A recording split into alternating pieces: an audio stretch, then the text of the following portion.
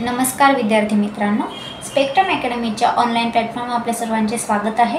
आज आपण पाहणार आहोत 19 ऑक्टोबर 2022च्या चालू घडामोडी। वळूया आपल्या चालू घडामोडींकडे। पहिली घडामोड आहे रॉजर बिन्नी यांची बीसीसीआयच्या अध्यक्षपदी निवड झाली आहे। भारताचे 1983च्या विजयी वर्ल्ड कप मोहिमेतील सर्वाधिक विकेट घेणारे रॉजर बिन्नी यांची भारतीय क्रिकेट नियामक मंडळ बीसीसीआयचे 36वे अध्यक्ष म्हणून अधिकृतपणे निवड झाली आहे। या पदासाठी नामांकन दाखल करणारे बिन्नी हे एकमेव उमेदवार होते आणि 18 ऑक्टोबर 2022 रोजी मुंबईत झालेल्या वार्षिक सर्वसाधारण सभेत AGM त्यांची बिनविरोध निवड झाली आहे। बिन्नी यांनी माजी भारतीय कर्णधार सौरव गांगुली यांची जागा घेतली आहे, ज्याचा बोर्ड प्रमुख म्हणून 3 वर्षाचा कार्यकाळ संपुष्टात आला आहे।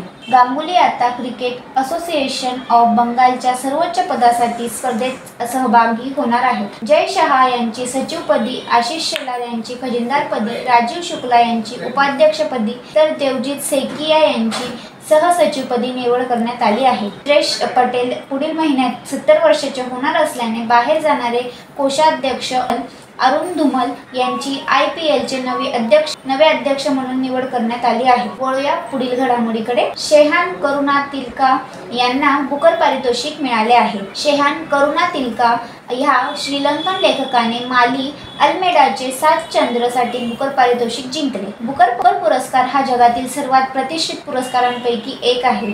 करुणातिलका हा पुरस्कार मिळवणारे श्रीलंकेतले दुसरे लेखक आहेत। बुकर पारितोषिकात 50,000 पाउंड असतात। हा पुरस्कार 17 ऑक्टोबर 2022 रोजी देण्यात आला। 1992 मध्ये हा पुरस्कार जिंकणारा पहिला श्रीलंकेचा मायकेल ओलांडजे होता। युनायटेड किंगडम आणि आयर्लंडमध्ये इंग्रजीमध्ये प्रकाशित झालेल्या पुस्तकासाठी दरवर्षी बुकर पुरस्कार दिला जातो। वळूया पुढील घडामोडीकडे।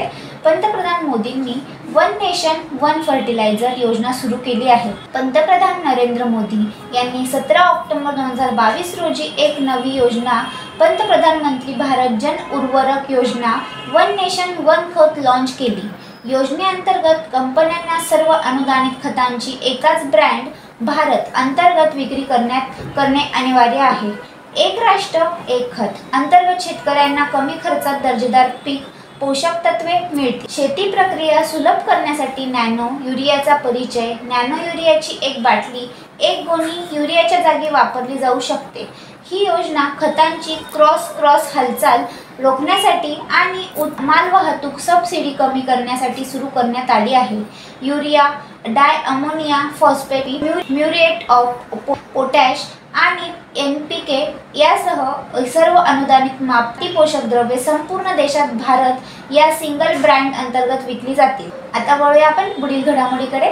ज्योती याराजी ही सब-13 हर्डल्स धावणारी पहिली भारतीय महिला ठरली आहे। ज्योती याराजी एक भारतीय धावपटू हिने महिलांच्या 100 मीटर अडथळा शर्यतीत इतिहास रचला, कारण नेशन गेम्स 2022 मध्ये सुवर्ण पदक जिंकणारी ती पहिली भारतीय महिला ठरली आहे। ज्योती याराजीने 12.79 सेकंदात अंतिम धावून आंध्र प्रदेशचे प्रतिनिधित्व करताना तिचा राष्ट्रीय विक्रम मोडला। यापूर्वी ज्योती याराजीने महिलांच्या 100 मीटर शर्यतीत दुतीचंद आणि हिमा दास या धावपटूंना मागे टाकत सुवर्ण पदक जिंकले।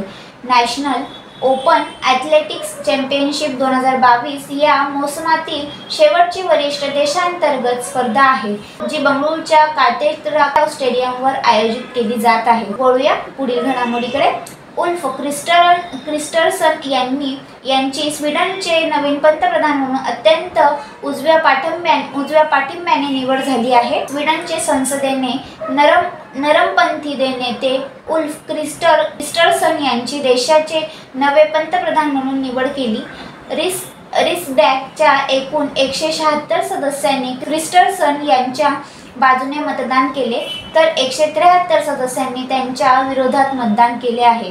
11 सप्टेंबर रोजी झालेल्या सार्वत्रिक निवडणुकीत स्वीडन डेमोक्रॅट मोठ्या विजयी झाले. स्वीडिश राजकारणावर वर्चस्व गाजवणाऱ्या सोशल डेमोक्रॅट्सच्या मागे राहून ते विक्रमी 20.5% मतांसह दुसऱ्या क्रमांकावर पक्ष म्हणून उदयास आले आहेत. मित्रांनो, स्पेक्ट्रम अकॅडमीच्या ऑनलाईन प्लॅटफॉर्मवर असेच नवनवीन व्हिडिओ बघण्यासाठी स्पेक्ट्रम अकॅडमीच्या यूट्यूब चॅनलला सबस्क्राईब करा, लाईक करा, शेअर करा आणि व्हिडिओला लाईक केल्याबद्दल धन्यवाद.